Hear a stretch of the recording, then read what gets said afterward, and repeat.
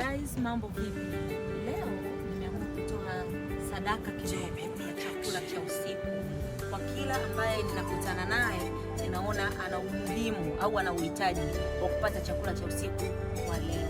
Pesa hii imetoka ndani ya DSL Wedding Collection. Mtu wa kwanza kukutana naye ni huyu kaka hapa. Watu wengi huwa tunawafikiria tofauti na namna walivyo. Naomba umsikilize huyu kaka vizuri kabisa nikizungumza naye. Nimejifunza mengi na wewe utajifunza mengi pia.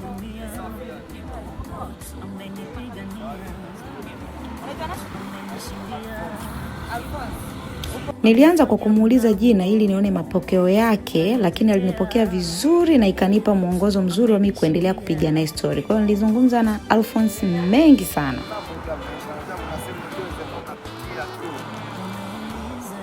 Sababu labda ya kuandaa tu Mungu mwenyewe ndo anajua. Lakini mambo ya maisha hata mimi mwenyewe pia na tamani pia ningekuwa kazini sema ni mambo. Alphonse alinipa story ya maisha yake kidogo ambayo ilinifundisha mambo mengi makubwa. Na mimi nikampatia bahasha ambayo niliandaa kwa ajili ya chakula cha usiku.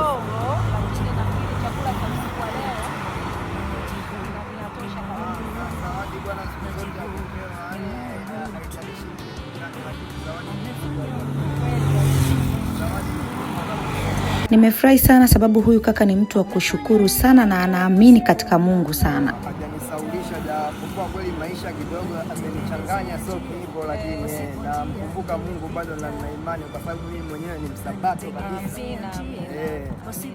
Sabato bwana, na imani tu itakuja siku mambo kidogo yatakaa. Kwa jina la Baba, la Mwana na Roho Mtakatifu. Baba, nakushukuru kwa kunikutanisha na sister wangu huyu na ndugu zangu hawa.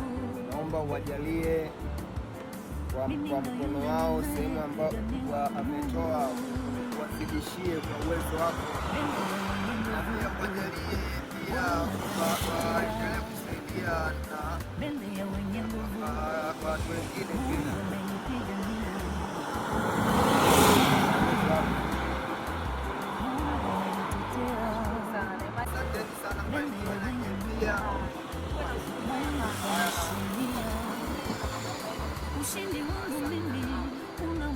Mbali ya kwamba Alphonse ni mtu wa kushukuru sana, lakini Alphonse anamwamini Mungu sana. Nilipata nafasi ya kuombewa na Alphonse na nikapiga naye story nyingi ambazo humu sikuziweka.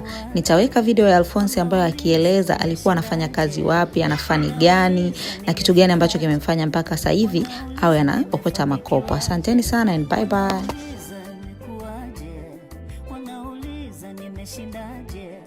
Wanauliza nimefikaje, wanauliza nimefanikiwaje. Najibu ni Mungu, najibu ni Mungu tu, na wajibu ni Mungu, najibu ni Mungu tu.